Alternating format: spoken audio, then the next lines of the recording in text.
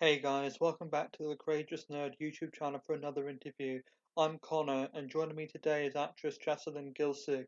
We chat all about Jessalyn's role in the new Disney Plus series Big Shot opposite John Stamos, as well as her past work on projects such as Glee. If you enjoyed this interview, or any of the others on the channel, please be sure to like and subscribe.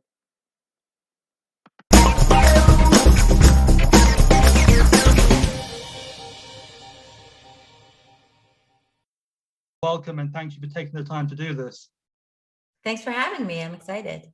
Yeah, and obviously people will know you from various roles on television like Glee, Vikings, etc. And something I didn't know personally until recently is that you're from Canada originally, and I suppose what inspired you to pursue acting, and was getting to the US always a goal for you? Yeah, so I was born in Montreal, and I always wanted to be an actor. I can't even quite figure out where the sort of inspiration came from, but ever since I was a child, it was what I just intended to do. But to be honest, I had no thoughts of Hollywood or coming to the States. I just knew that I wanted to be an actor. And I started very young. I started when I was 12. And when I finished university in Canada, I had the thought of continuing my education in theater, because I thought, well, if I'm going to make a career out of this, then I should probably get some, some more formal training. And that's really when the idea of the United States opened up to me. And I applied to various schools. And one of the schools that I got into was the American Repertory Theater at Harvard University. So that brought me down to the States. And then once I went to school there, then I moved to New York, and I've just kind of been in the States ever since. So it wasn't a particularly conscious move to leave Canada. I just sort of followed where the doors opened, and have been in the States for over 20 years now. Yeah, and obviously kind of fast forwarding quite a good bit in terms of your career. Like at the moment, as of this recording, you're on the Disney Plus series Big Shot. And I suppose how did you become involved with that project, and why did it appeal to you? Well, so Big Shot is produced by David E. Kelley. And after I went to graduate school and after I moved to New York City, I came out to Los Angeles at some point, and I worked on a show called The Practice. It was one of my first ever television jobs, and I met David Kelley there. And from that, he offered me a role on a show that he was creating called Boston Public. And that was really how I ended up moving from New York to Los Angeles. So I did Boston Public, and then went on my way and did other shows. And now, so many years later, he contacted me and said, hey, I have another show set in a school. Now you would be a coach. And so there's nothing really more special than sort of being invited back. It's kind of it's kind of an honor for an actor to feel like, oh, somebody wants to collaborate with me again. And so, he just has such an amazing standard of work, and he's such interesting character development. So I was thrilled and happy to come back into his production. Yeah, and again, obviously at the time that we're recording this, only the early episodes have come out so far, and so this might be really contradictory for someone listening later on, but at least in the episodes that are out, your character Holly is almost like a mediator between Marvin Korn, who's played by John Stamos, and the girls in the basketball team. So would you say she's got her foot in both camps, or is she more lean towards one way or the other? I think that's a really great way of describing it, especially how the show begins. I think she's really protective of the girls. I always think of her as, he's a coach, he's focused on basketball, he's focused on winning. And then from that, there are great advantages for the girls experientially. But I think that Holly is an educator. And so she's always thinking of the girls' experience and how is this impacting them, and how is this going towards their personal development. And so I think that's a nice description, that she's kind of this bridge between the two worlds. As the series progresses, I think what's kind of healthy and interesting is that she kind of starts to focus a little bit more on herself and her own aspirations. And that sort of brings in a little bit of conflict, because her ambition starts to become a part of the story. Yeah. And as we were already kind of mentioning, the show's on Disney Plus. And how have you found working for a streaming service different to being on a network? I think this is my first streaming show. Vikings streams on Amazon, but we did it originally for the History Channel. So this is my first experience, and it's certainly my first experience of shooting everything, putting it in the can, and then waiting for so long. Normally, you're kind of shooting while it's airing. So far, it's been fantastic. I mean, Disney is done such a beautiful job. I think all of their content is really interesting and progressive while staying within their brand. And it's a really hard balance to strike, but I'm incredibly proud of the show. I think it's telling stories of teen girls in a way that we haven't done traditionally and has kind of been long overdue. And so for me, so far, it's been a really great experience.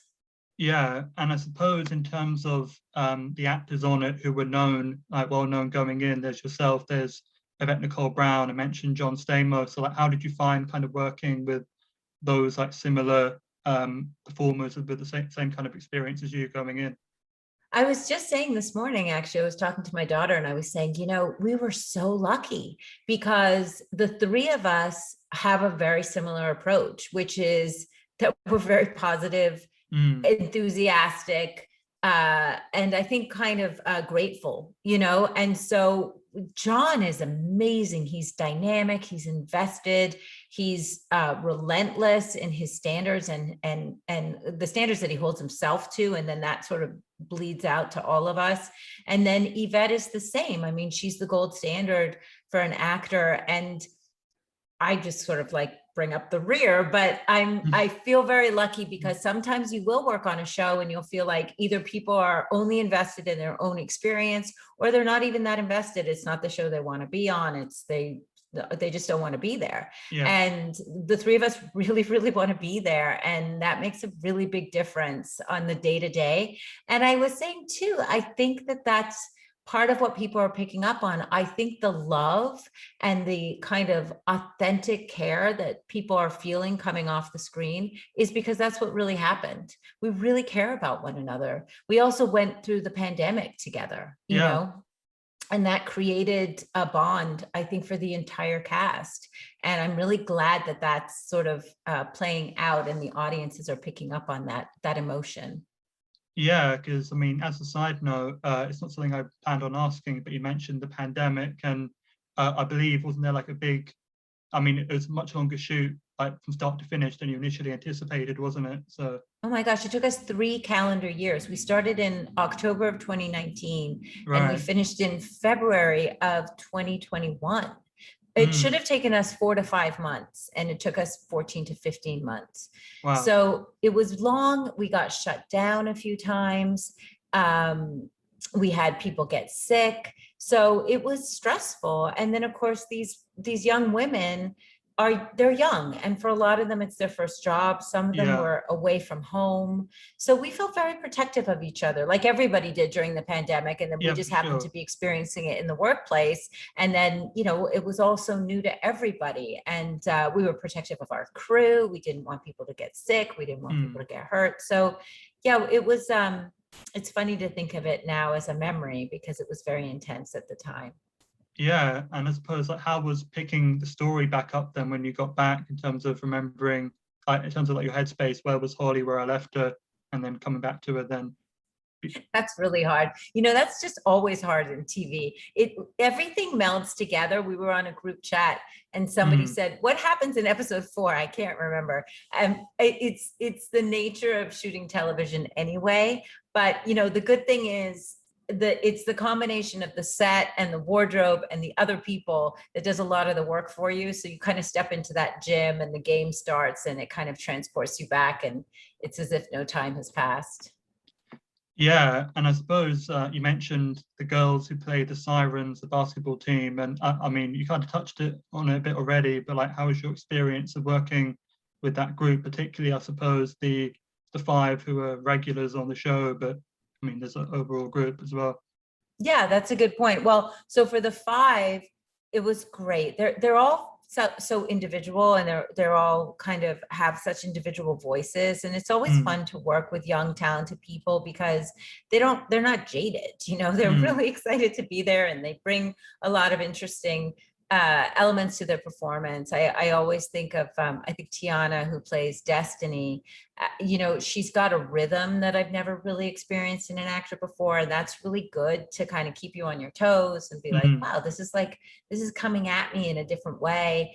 And then I'm glad that you mentioned the other girls, because they were, our extras, but they were our regular extras, and they worked incredibly hard, and they don't get featured, but they were there day in and day out, and they became a part of the team as well, and hopefully as time goes on, maybe we can start to feature them a little bit, because they work just as hard as everybody else.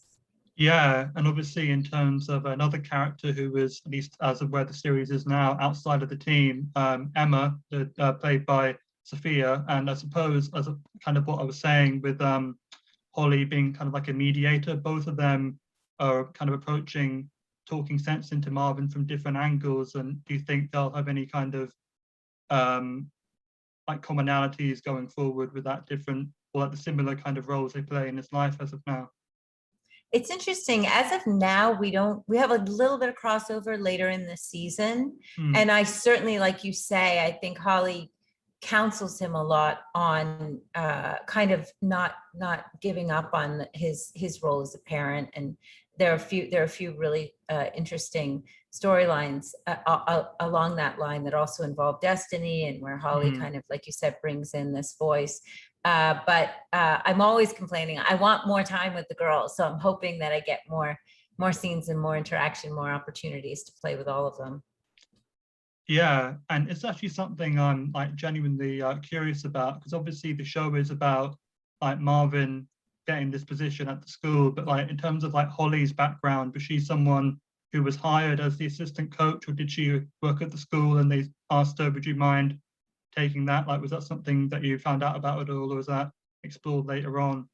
Yeah, no, that's explored later on, and it's a great question. So she was the assistant coach when he comes on, but yes, it does come into question, which is, why didn't she get the job?